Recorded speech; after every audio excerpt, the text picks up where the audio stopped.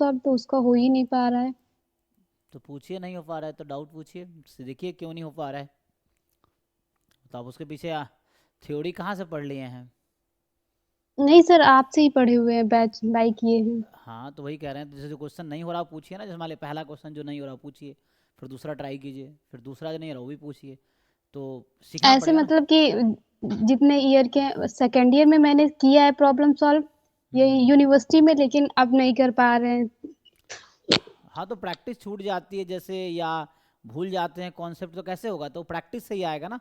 जैसे ऐसा थोड़ी कि आप क्वेश्चन सॉल्व करना शुरू करेंगे और सब हो जाएगा। मतलब कि उसका क्वेश्चन का लेवल बहुत डिफरेंट है, जो यहाँ पे पढ़ते हैं वो। हाँ तो वही तो कहना होता, आप क्वेश्चन पूछो ना, कौन सा क्वेश्चन नहीं हुआ भेजो, उसको मैं सॉल्व करूंगा तो आपको एग्जैक्टली ये समझ आएगा। या ग्रुप में भेजो, कोई सॉल्व करके भेज देगा। मेनली आपको सीखना है ना। सो ऐसा थोड़ी कि एक बार आपने थ्योरी पढ़ लिया आपको सब आ गया, फिर तो एक बार में ही बच्चा सीधा पैदा होते ही सीधा एग्जाम निकाल देगा।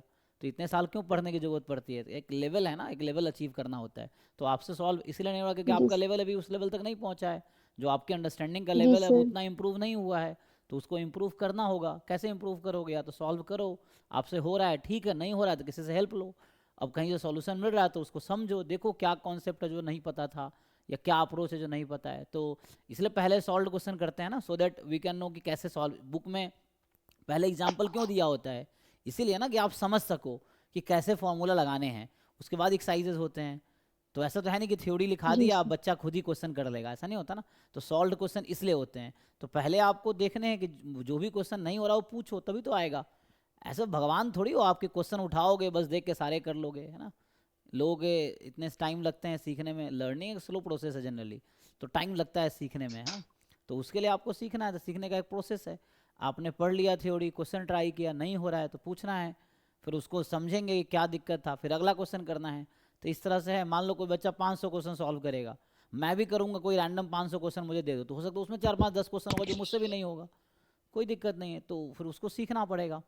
तो वैसा है, तो आपका अभी ये लेवल है कि 500 में हो सकता है आपसे 400 क्वेश्चन ना हो, तो कोई बात नहीं, उसको सीखना है ना। एक टाइम पे तो किसी को कुछ नहीं आता है, धीरे धीरे सीख सीख के कोई इंप्रूव करता है। जी सर। जो आपके बैच के बच्चे हैं, कोई बच्चा को ऑलमोस्ट सारे क्वेश्चन आते होंगे, तो उसको क्यों आता है? क्योंकि उसने बहुत ज़्यादा प्रैक्टिस किया है।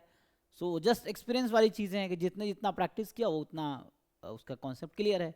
आपको चूंकि थ्योरी पढ़ लिया एक बार, तो इसका मतलब ये तो सब कुछ आ गया। वो तो उसके लिए आपको क्वेश्चन सॉल्व करते हैं फिर समझते हैं। नहीं सॉल्व हो रहा है इसका मतलब आपको ठीक से नहीं आया पूरी तरह समझ, ये मतलब है ना। आपको ऐसा लग रहा है कि आपने सब पढ़ लिया, आपको सब आता है, वो गलत यस फहमी है। सर। वो चीज़ें तो उसको ठीक करना पड़ेगा। तो उसके लिए आपको डाउट पूछना पड़ेगा, डाउट फैकल्टी से पूछो, ग्रुप में भेजो, उसमें पूछो, या मुझसे पूछो। तो जाके एक्चुअली समझ आएगा ना ओके कि सर। दिक्कत कहाँ है। Okay sir. मतलब समहाउ यू हैव फिर टू भेजे लर्न, आप आपको कहाँ से सीखोगे क्वेश्चन। आपकी मर्जी है। ये चीज़ जो बच्चे डाउट पूछ रहे हैं, ये कौन से लोग हैं? जिन्होंने ट्राई किया है, जिनको नहीं हुआ है वो पूछ रहे हैं। तो आप भी पूछिए, तो आपको समझ आएगा कि दिक्कत क्या है। अब एग्जाम में 1 महीने बच्चे हैं, सीखना तो पड़ेगा। जी सर। हम्म। ठीक है भाई, हाँ अगला देखते हैं, इनका डाउट है तो।